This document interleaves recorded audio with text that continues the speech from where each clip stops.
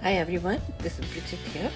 Today let's do Mulligatawny soup. Now Mulligatawny soup is what we Anglo-Indians call breastbone pepper water.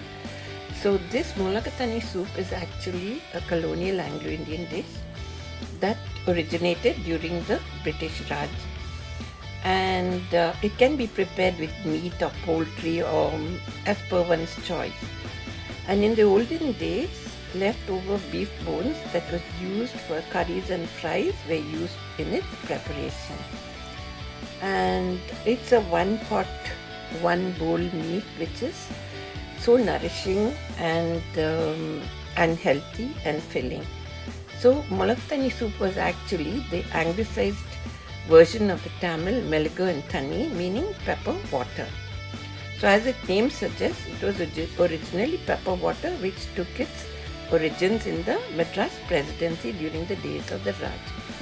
So you would need chilli powder, pepper powder, cumin powder, coriander, ginger garlic paste, crushed garlic, onions, coconut paste or coconut milk, vinegar, bay leaves, cinnamon, cloves, and salt to taste, and of course half a cup of red lentils or Masur Dal and 1 kilo of beef or mutton from the breast portion.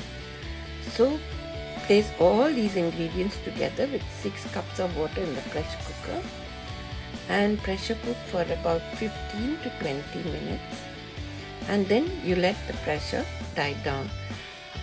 Oh, you could open the pressure cooker after the pressure dies down, or you could simmer on low heat for about 1.5 hours till the soup is thick.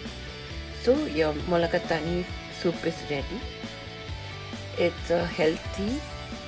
You can serve it in individual bowls with a scoop of steamed rice. It's a nourishing meal in a bowl. So if you like this video, please like and share it, and do subscribe to my YouTube channel. Thank you so much.